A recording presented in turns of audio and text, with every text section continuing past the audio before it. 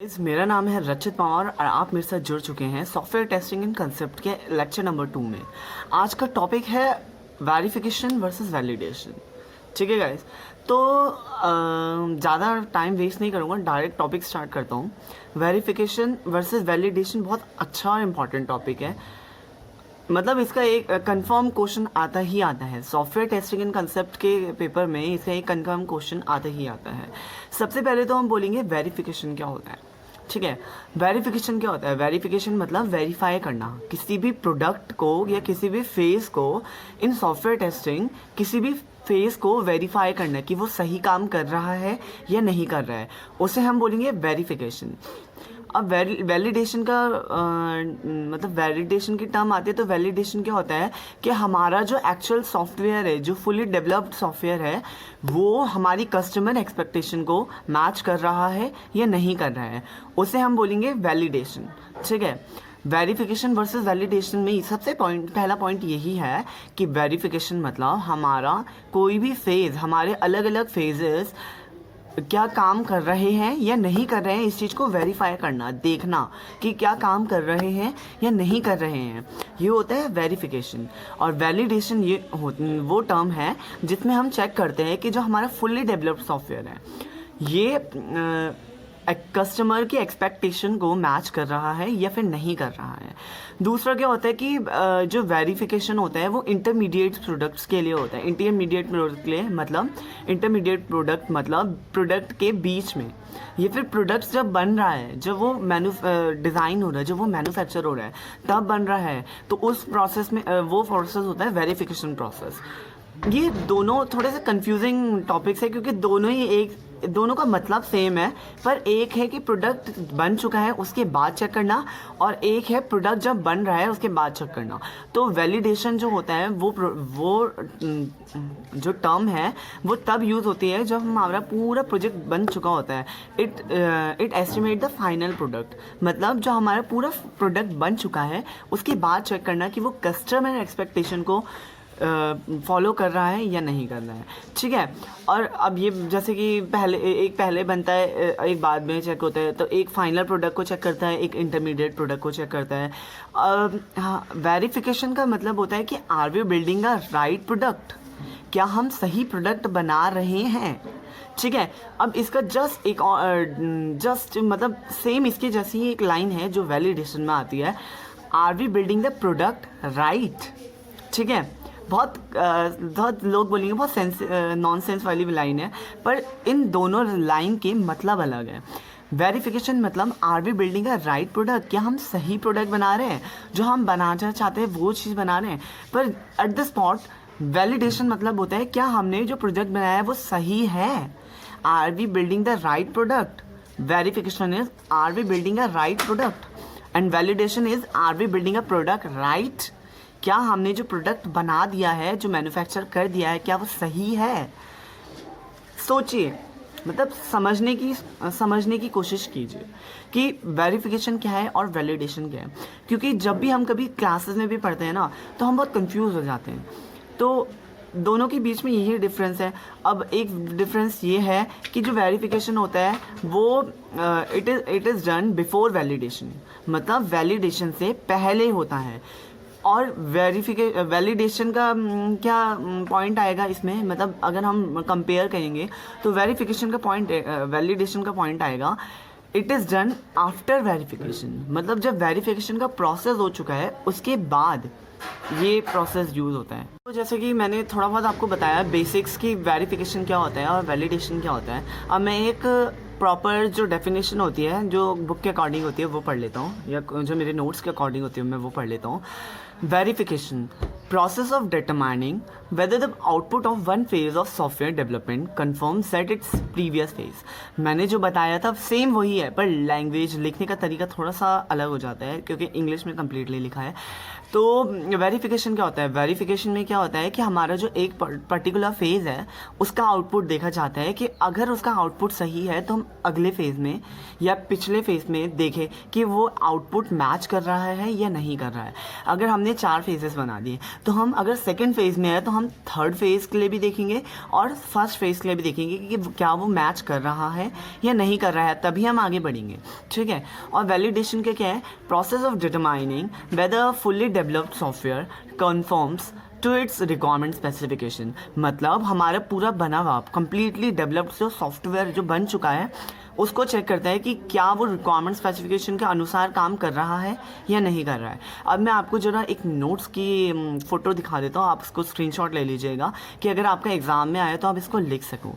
पर मुझे ऐसा लगता है कि जो मैंने समझाया वो भी काफ़ी है अपनी उस तरीके से लिखने के लिए। हाँ, एक और चीज़ मैं आपको बता देता हूँ, वैलिडेशन मतलब लाइफ टाइम, ठीक है। किसी भी चीज़ को अगर आप वैलिडेट करते हो मतलब आप उसको एक वैलिडिटी दे देते हो, एक लाइफ टाइम दे देते हो।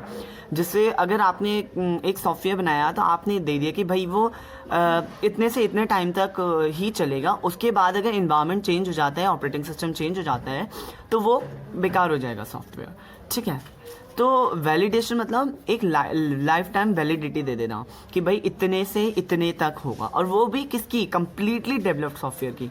पर वेरिफिकेशन मतलब फेज़ की, किसी पर्टिकुलर किसी सॉफ्टवेयर में एक छोटा सा फेज़ होता है उसकी वैलिडिटी देना, तो उस प्रोसेस को वेरिफिकेशन कहते हैं। अब मैं आपको अपने नोट्स दिखाता हूँ और अब उसके स्क्रीनशॉट ले लीजिएगा, देख लीजिएगा गाइस, ये है स्क्रीनशॉट, आप इससे लिख सकते हैं।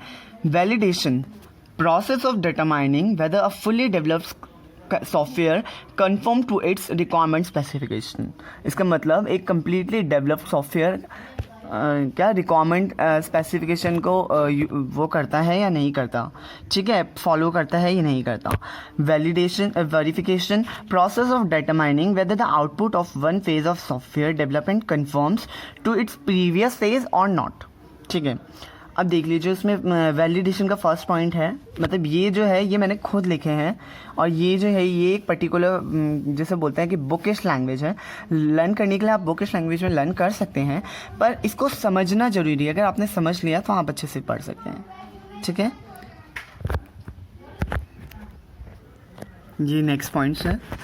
इसमें सबसे पहला 6th पॉइंट जैसे हम बोलते हैं वो है एक्चुअल प्रोडक्ट और software is tested under validation, ठीक है। मतलब जो एक्चुअल प्रोडक्ट होगा वो टेस्ट होगा वैलिडेशन के अंडर, और plans requirement specification code are evaluated during verification. मतलब प्लानिंग और रिक्वायरमेंट स्पेसिफिकेशन के जो कोड होंगे वो हमारे वेरिफिकेशन में टेस्ट होता है, ठीक है। वैलिडेशन का नेक्स्ट पॉइंट है 7th point, it is a computer software और developed program way of checking files and document. मतलब वो ये एक तरीके का कंप्यूटर सॉफ्टवेयर है। वैसे थोड़ा सा लैंग्वेज प्रॉब्लम हो गई है, पर ये कंप्यूटर सॉफ्टवेयर अगर इस तरीके से बताया जाए इंग्लिश टू इंग्लिश तो ये कंप्यूटर सॉफ्टवेयर है जो किसी भी प्रोग्राम्स को चेक करने के लिए, फाइल और डॉक्यूमेंट को चेक करने के लिए आते हैं, और its manually checks file and document. मतलब इसमें क्या होता है, इसमें कोई प्रोग्राम या कंप्यूटर सॉफ्टवेयर यूज़ नहीं होता, इसमें हम अपने खुद से सॉफ्टवेयर को चेक करते हैं या डॉक्यूमेंट्स या फाइल्स को चेक करते हैं। तो जैसे कि हमने वेरिफिकेशन और वैलिडेशन का अभी तक पढ़ लिया है कि हमने क्या वेरिफिकेशन क्या होता है और वैलिडेशन क्या होता है। अब आपका नेक्स्ट टॉपिक आता है सॉफ्टवेयर टेस्टिंग अप्रोच, ठीक है। Software approaches of software testing या फिर टेस्टिंग अप्रोचेज जैसे हम बोलते हैं, ठीक है। इसको ये क्वेश्चन भी आ सकता है। वैसे इस क्वेश्चन में पर्टिकुलर टेस्टिंग अप्रोच पूछा जाता है एग्ज़ाम में, पर ये पूरा क्वेश्चन भी आ सकता है कि what are the software testing approaches, explain each one in brief, ठीक है। तो मैं आपको ज़्यादा ब्रीफ में नहीं बताऊँगा, एक बेसिक टेस्टिंग की अप्रोचेज बताऊँगा, ठीक है। तो हम पे 7 टाइप्स के अप्रोचेस होते हैं, ठीक है। थोड़ा सा प्रॉब्लम हो जाती है क्योंकि थोड़ा थियोरेटिकल सब्जेक्ट है, तो हर पर्सन के लिए प्रॉब्लम हो ही जाती है कि क्योंकि हर चीज़ हम अपने दिमाग में याद नहीं रख सकते पिन पॉइंट पे, तो कोई भी टीचर नहीं रखता, ठीक है। चलो मैं आपको बता दूँ, देखो सॉफ्टवेयर टेस्टिंग की कुछ अप्रोचेज होते हैं, ठीक है। सॉफ्टवेयर टेस्टिंग की कुछ स्ट्रेटेजीज होती है, अप्रोच या स्ट्रेटेजीज एक ही वर्ड्स होता है, ठीक है। सॉफ्टवेयर टेस्टिंग की कुछ स्ट्रेटेजीज या कुछ अप्रोचेज होते हैं। 7 टाइप्स के अप्रोच हमने सॉफ्टवेयर टेस्टिंग में पढ़ने हैं। तो सबसे पहले मैं आपको अभी थोड़ी देर में एक डायग्राम दिखाऊंगा, आप उस डायग्राम के मुताबिक उस चीज़ को अच्छे से पढ़ लीजिएगा, क्योंकि क्या होता है कि भाई हमें डायग्राम में ज़्यादा डायग्रामेटिकली ज़्यादा अच्छे से समझ आता है, और अगर आप कभी एग्ज़ाम में डायग्राम बना गया हो तो बहुत अच्छे मार्क्स मिलते हैं उसमें, बेटर देन कि आप थ्योरी लिख के आ जाओ, थ्योरेटिकल पेपर में थोड़ा सा डायग्रामेटिकल रिप्रेजेंटेशन बहुत अच्छा होता है, ठीक है। तो सबसे पहला आता है हमारा analytical testing approach, analytic testing approach या एनालिटिकल टेस्टिंग अप्रोच। आप समझ सकते होंगे कि एनालिटिकल या एनालिटिक का मतलब क्या होता है।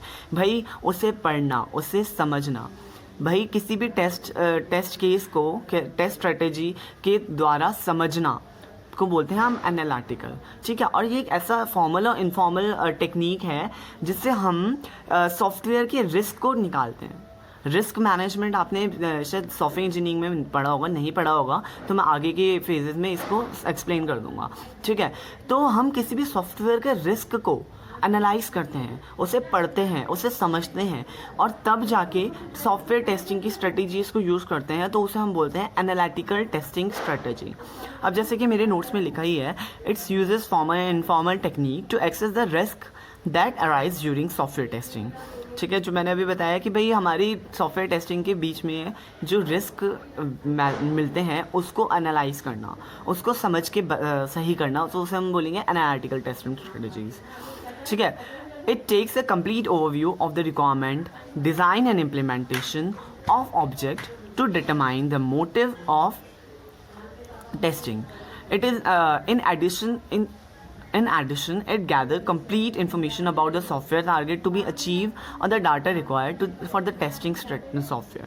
ठीक है, इसका मतलब क्या है कि भाई जब हम लोग अपना सॉफ्टवेयर टेस्टिंग करते हैं, ये पूरा डेटा को एनालाइज करता है, पूरे ये वो चीज़ें एनालाइज करते हैं कि भाई सॉफ्टवेयर बनाने का टारगेट क्या है, उसको हम कैसे अचीव करें, किसी पर्टिकुलर गोल या मोटो को हम कैसे अचीव करें, ठीक है। तो ये क्या होता है, एनालिटिकल टेस्टिंग स्ट्रेटेजीज में आता है। बेसिक थ्योरी है, मैं आपको अभी दे दूंगा और आप उसमें स्क्रीनशॉट ले लीजिएगा, आप उसको अच्छे से समझ लेगा। और अगर आपको कोई प्रॉब्लम होती है तो आप मुझे बता दीजिएगा इन द कमेंट बॉक्स, मैं आपको अच्छे से उसे एक्सप्लेन कर दूंगा। ये एक पर्टिकुलर अलग से वीडियो लाऊंगा इस चीज़ के लिए। उसके बाद होता है model based testing strategies. Model based testing strategies में आपको समझ आ रहा होगा, एक्चुअली में सॉफ्टवेयर टेस्टिंग बहुत बेसिक वो है, सब्जेक्ट है। इसमें हर चीज़ जो भी है इसके नाम से ही पता चल जाएगी। मॉडल बेस्ड मतलब एक पर्टिकुलर मॉडल होगा, एक पर्टिकुलर फंक्शन होगा, उस मॉडल को यूज़ करेंगे, उस मॉडल के सिंटैक्स और सिमेंटिक्स को यूज़ करके हम किसी टेस्टिंग स्ट्रेटेजी को अप्रोच करेंगे, तो उसे हम बोलते हैं कि भाई मॉडल बेस्ड टेस्टिंग स्ट्रेटेजी। यहाँ पे लिखा है this testing strategy of test the functionality of the software according to the real world scenario, like software function in an organization. It recognizes the domain of the data and select suitable test case according to the probability error is that domain. मतलब इसका मतलब यही है कि भाई एक particular test case को लिया जाएगा, उसके लिए एक पर्टिकुलर फंक्शनैलिटी को, उसकी फंक्शनैलिटी को देखा जाएगा और उसके अकॉर्डिंग हम टेस्टिंग स्ट्रेटेजीज़ को फॉलो करेंगे, टेस्टिंग करेंगे, तो उसे हम बोलते हैं मॉडल बेस्ड टेस्टिंग स्ट्रेटेजी। मैं अब आपको नोट सिखाता हूँ कि भाई कैसे कैसे लिखना है, जिससे आप उसके स्क्रीनशॉट ले लीजिएगा और उसको पढ़िएगा अच्छे से। ये software approaches to software testing, ये सिस्टम अप्रोच टू, ये strategic approach to software testing. भाई बहुत सारे टाइप्स के होते हैं, ये डायग्राम जरूर देख लीजिए क्योंकि ये डायग्राम बहुत इंपॉर्टेंट है। एक सिलेंड्रिकल डायग्राम है, इसके बगल में भी एक सिलेंडर है, इसके बगल में भी एक सिलेंडर है, ठीक है। देखिए एनालिटिकल टेस्टिंग स्ट्रेटेजी जो मैंने अभी आपको समझाया, मॉडल बेस्ड टेस्टिंग स्ट्रेटेजी जो मैंने आपको समझाया, अभी मैं आपको मैथोलॉजिकल टेस्टिंग स्ट्रेटेजी बताऊंगा। टेस्टिंग स्ट्रेटेजी ये नहीं है, ओके 6 टाइप्स की होती है, सॉरी। उसके बाद प्रोसेस ओरिएंटेड टेस्टिंग स्ट्रेटेजी, फिर फिलोसफिकल टेस्टिंग स्ट्रेटेजी और डायनेमिक टेस्टिंग स्ट्रेटेजी। अब ये देख लीजिए आप, analytical testing strategy uses formal जो मैंने अभी पढ़ा था सेम टू सेम वही है, ठीक है। मॉडल बेस्ड टेस्टिंग स्ट्रेटेजी जो भी मैंने पढ़ा था सेम टू सेम वही है, ठीक है। अब होता है methodological testing strategy. Methodological testing strategy क्या होता है, ये it test the function and status of the software according to the checklist. मतलब एक चेकलिस्ट दे दी जाती है और उसके अकॉर्डिंग ये धीरे धीरे करके सॉफ्टवेयर के फेजेस को समझता है, which is based on the user requirement. The strategies is also used to test the functionality, reliability, usability and performance of the software। मतलब सॉफ्टवेयर की फंक्शनैलिटी को, रिलायबिलिटी को और यूजेबिलिटी को और परफॉर्मेंस को पढ़ता है उसको समझता है, और बस इसी तरीके से हम मेथडोलॉजिकल टेस्टिंग स्ट्रेटेजी को देते हैं, अपना वर्क में देते हैं, ठीक है, कि भाई हम वर्क ऐसे यूज़ कर रहे हैं। अब आता है process oriented testing strategy. Process oriented testing strategy, जैसे आपको नाम से ही पता चल रहा है कि प्रोसेस ओरिएंटेड टेस्टिंग स्ट्रेटेजी क्या होती है, मतलब हर एक प्रोसेस को टेस्ट करना, ठीक है। ज़्यादा इसको डीप में नहीं लूँगा क्योंकि बेसिक है। It tests the software according to already existing standards such as IEEE. IEEE आपको पता होगा, Indian standards of engineering something है, ठीक है। IEEE के कॉन्सेप्ट को ही यूज़ करते हैं। उस in addition it checks the functionality of the software by using automated testing tools, मतलब प्रोसेस ओरिएंटेड बाज़ार में जो बने बनाए सॉफ्टवेयर होते हैं उनको यूज़ करता है।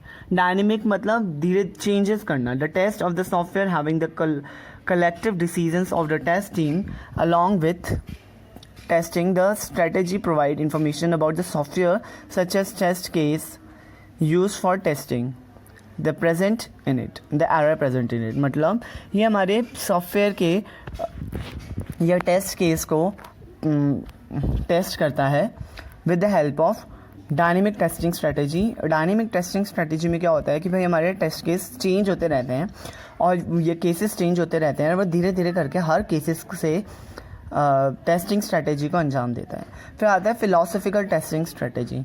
इन test the software assuming that any component of the software can be stop functioning anytime. It takes helps from the software developer, user and the system analyst to test the software.